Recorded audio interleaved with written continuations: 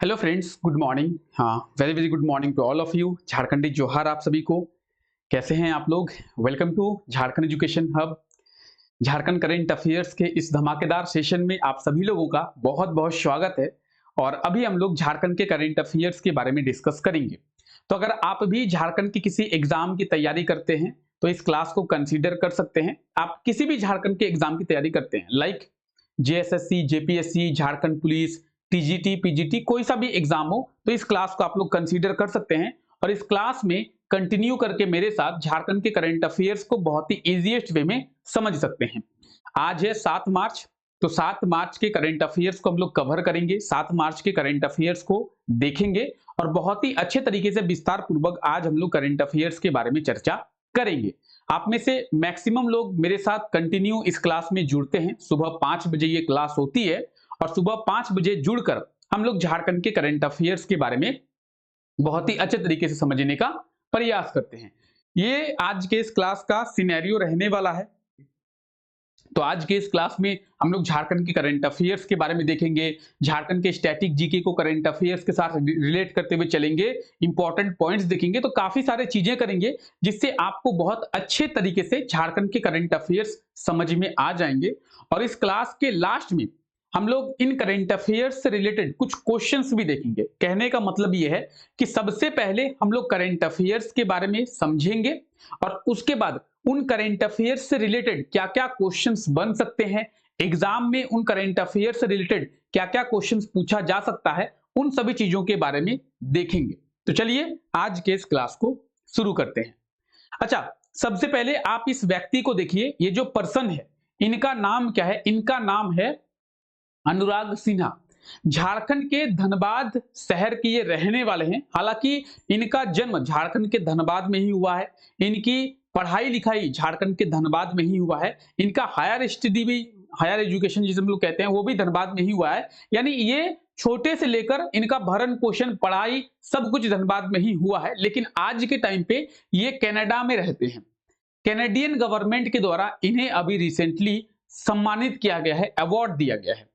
अब Canadian government के द्वारा अगर इन्हें सम्मानित किया गया है तो क्यों सम्मानित किया गया है? तो ये सोशल वर्क में जुड़े हुए हैं, कनाडा में सोशल वर्क में जुड़े हुए हैं और अच्छा सोशल वर्क जो ये करते हैं, इसीलिए कैनेडियन गवर्नमेंट के द्वारा इन्हें सम्मानित किया गया है।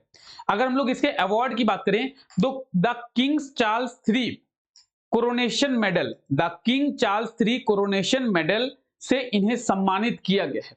अच्छा, अगर आप इस मेडल को हल्के में रह रहे हैं तो मैं आपको बता दूं कि ये मेडल अपने आप में बहुत बड़ी बात है, क्योंकि ये मेडल केवल कनाडा के रिच फैमिलीज को दिया जाता है। ये मेडल उन लोगों को दिया जाता है जिन्होंने कनाडा के डेवलपमेंट के लिए अच्छा काम किया है, कनाडा के लिए एक सिग्निफिकेंट क्या दिया है, तो योगदान दिया है। ठीक है, अगर आप इस मेडल की बात करेंगे तो आप यहां पे देखेंगे the king Charles III coronation medal is a Canadian commemorative medal that recognize people who have made significant contribution to Canada। यानी कनाडा में जो significant contribution देते हैं उन्हीं लोगों को ये मेडल जो है वो दिया जाता है। ये मेडल सबको नहीं दिया जाता है।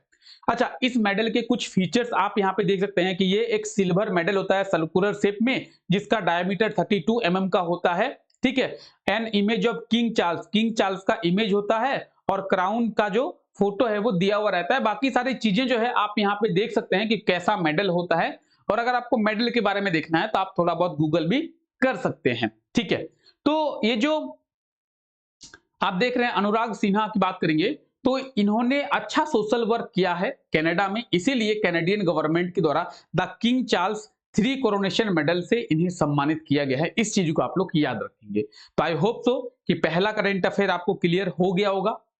ठीक है, अगर आपको नोट्स वगैरह बनाना है तो आप नोट्स वगैरह यहां से बना सकते हैं। बाकी इसका पीडीएफ भी आप लोगों को मिल जाएगा। मैं आपको बता दूं कि इसका जो पीडीएफ है वो आपको हमारे टेलीग्राम चैनल पे मिल जाएगा। आप में से जो भी ऐसे लोग हैं जो हमारे साथ अभी टेलीग्राम पे नहीं जुड़े हैं, प्लीज टेलीग्राम को ज्वाइन कर लेंगे।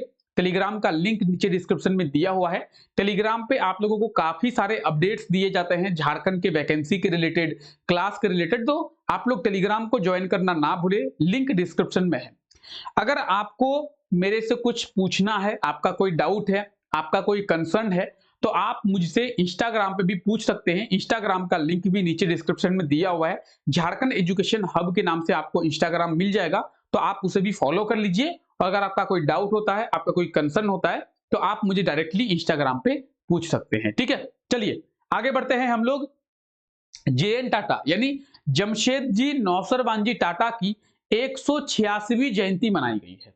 ठीक है, कितनी? 186वीं। जमशेदजी नौसरवानजी टाटा। अच्छा, कौन है जमशेदजी नौसरवानजी टाटा? आज के टाइम पे मैक्सिमम लोग इनके बारे में जानते ही नहीं है कि झारखंड में इनका क्या कंट्रीब्यूशन रहा है, पूरे देश में इनका क्या कंट्रीब्यूशन रहा है। आज के टाइम पे आप जानते हैं एक एमएनसी कंपनी है, नॉट ओनली झारखंड और इंडिया बट ऑल्सो पूरे वर्ल्ड वाइड ये कंपनी फैली हुई है, जिसका नाम है टाटा। एकदम आप सभी लोग जानते हैं टाटा की बहुत सारी कंपनी है, ग्रुप्स ऑफ कंपनी है टाटा, 170 या 175 कंपनी है टाटा की। तो टाटा कंपनी की शुरुआत करने वाले व्यक्ति यही है। कौन? जमशेदजी नौसरवानजी टाटा। इन्हीं के द्वारा टाटा ग्रुप की शुरुआत की गई थी। इनफैक्ट अगर मैं आपको बताऊं कि टाटा कंपनी की शुरुआत झारखंड के जमशेदपुर से किया गया था, तो कतई गलत नहीं होगा। और यह भी आप जानिए कि जमशेदपुर शहर की स्थापना भी इन्हीं के द्वारा किया गया था, जिसे आज झारखंड की फाइनेंस कैपिटल, झारखंड की इंडस्ट्रियल कैपिटल, इस्पात नगरी यानी स्टील सिटी ऑफ इंडिया, खेल नगरी, तो कई सारे नामों से जमशेदपुर को जाना जाता है। उस जमशेदपुर शहर की स्थापना इसी व्यक्ति के द्वारा किया गया था, जिसका नाम है जमशेदजी नौसरवानजी टाटा। तो याद रखेंगे आप लोग जमशेदजी नौसरवानजी टाटा। और रिसेंटली इनका जो जयंती है वो मनाया गया है, 186वीं जयंती मनाई गई है। इनके जन्म दिवस को या फिर इनके जयंती को बड़े धूमधाम से मनाया जाता है जमशेदपुर में। अगर आप कभी जमशेदपुर जाएंगे इनके जयंती पर, तो जमशेदपुर में एक पार्क है जिसका नाम है जुबली पार्क। जुबली पार्क को इतने बेहतरीन ढंग से सजाया जाता है, आप देखते रह जाएंगे। ठीक है, तो इनके जयंती को बड़े धूमधाम से मनाया जाता है। ये आप देख रहे हैं, ठीक है, नारायणन जी को, चंद्रशेखर नारायणन है। ये कौन है? टाटा ग्रुप के चेयरमैन है। ठीक है, और इनके द्वारा अभी देखिए आप कि पुष्पांजलि अर्पित जो है वो की जा रही है, फूल जो है वो इनको चढ़ाया जा रहा है। तो नौसरवानजी टाटा की बात करें, इनका एक अलग से इंपॉर्टेंस निकल के आता है। ठीक है, अगर इनके जन्म की बात करेंगे, 3 मार्च को 1839 को इनका जन्म हुआ था। तो झारखंड में टाटा ग्रुप की स्थापना इन्हीं के द्वारा की गया था, जमशेदपुर शहर की स्थापना इन्हीं के द्वारा की गया था। और इन्हीं की ये बदौलत है कि आज जमशेदपुर एक इंडस्ट्रियल कैपिटल बन गया। आज जमशेदपुर में इतना ज्यादा रेवेन्यू का कलेक्शन होता है झारखंड गवर्नमेंट को। ठीक है, याद रखेंगे। ठीक है, जमशेदजी नौसरवानजी टाटा यानी जेएन टाटा के नाम से जिसे जाना जाता है। ठीक है, चलिए आगे बात करते हैं। अच्छा, आप लोगों ने एचईसी का बारे में सुना है? एचईसी यानी हेवी इंजीनियरिंग कॉर्पोरेशन, रांची में है। HEC heavy engineering corporation limited, 1958 में एचईसी की स्थापना हुई थी। एचईसी लगातार जो है वो घाटे में चल रही है और 2023-24 का डेटा आया है जिसमें एचईसी 275 करोड़ के घाटे में गई। लगातार 2018 से एचईसी जो घाटे पे चलना शुरू हुई है, 2018 से लेकर अब तक एचईसी घाटे में ही चल रही है। और 2023-24 का डेटा आया है जिसमें यह कहा जा रहा है कि 275 करोड़ का घाटा 2023-24 में यानी एक साल में एचईसी को हुआ है। एचईसी भारत सरकार की कंपनी है। ठीक है, तो 2023-24 में एचईसी को 275 करोड़ का घाटा हुआ है। एचईसी यानी हेवी इंजीनियरिंग कॉर्पोरेशन लिमिटेड 2018-19 से लगातार घाटे में चल रही है। 2018-19 से यह घाटा होना इसका शुरू हुआ है। 2018-19 में 93 करोड़ का घाटा हुआ। 2019-20 की अगर बात करें तो 405 करोड़, उसके बाद 256 करोड़।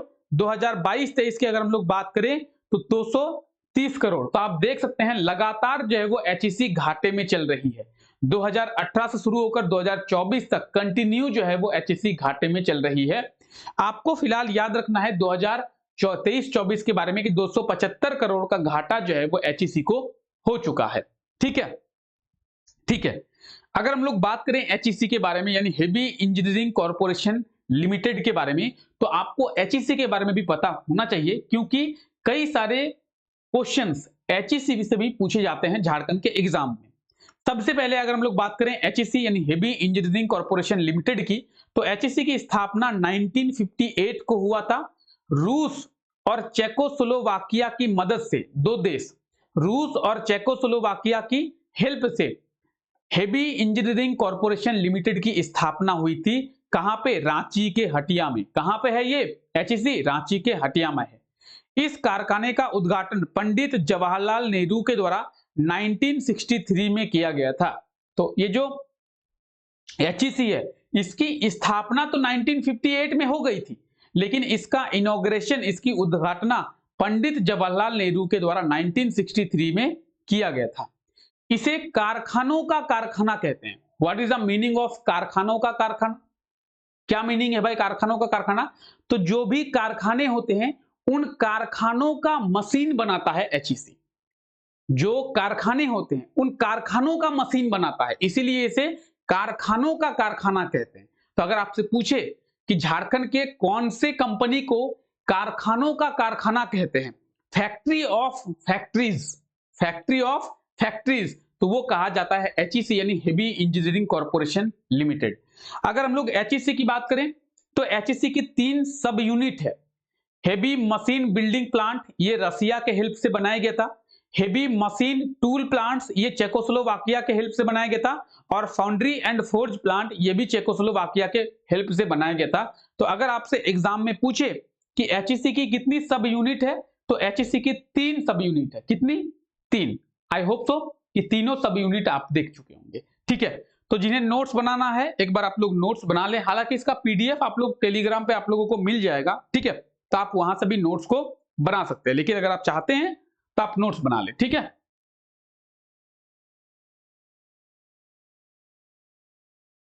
चलिए आगे बात करते हैं।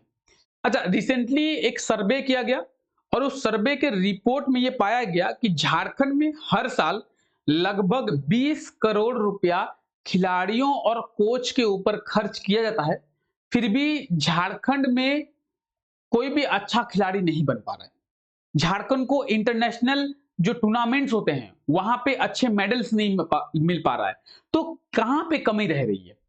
ऐसा सर्वे में, रिपोर्ट में कहा गया कि झारखंड में ऐसा नहीं है कि पैसा खर्च नहीं किया जाता है, पैसा पानी की तरह बहाया जाता है। लगभग 20 करोड़ हर साल इन खिलाड़ियों के ऊपर, खिलाड़ियों का ड्रेसिंग, खिलाड़ियों का खाना, खिलाड़ियों का रहना, इनका ट्रेनिंग, कोच का सैलरी, सभी चीजों को लेकर लगभग 20 करोड़ हर साल खर्च किया जाता है, फिर भी झारखंड के खिलाड़ी उभर नहीं पाते हैं। अब आई डोंट नो कि ये पैसा पेपर में खर्च किया जाता है या फिर ओरिजिनली ये पैसा खर्च किया जाता है। एक्सपेंडिचर इसका होता है कि नहीं होता है, पेपरली, पेपर में ही इसका एक्सपेंडिचर होता है, आई डोंट नो। लेकिन अगर खर्च किया जाता है तो मेरा गवर्नमेंट से ये क्वेश्चन है कि ये पैसा जा कहां पे रहा है?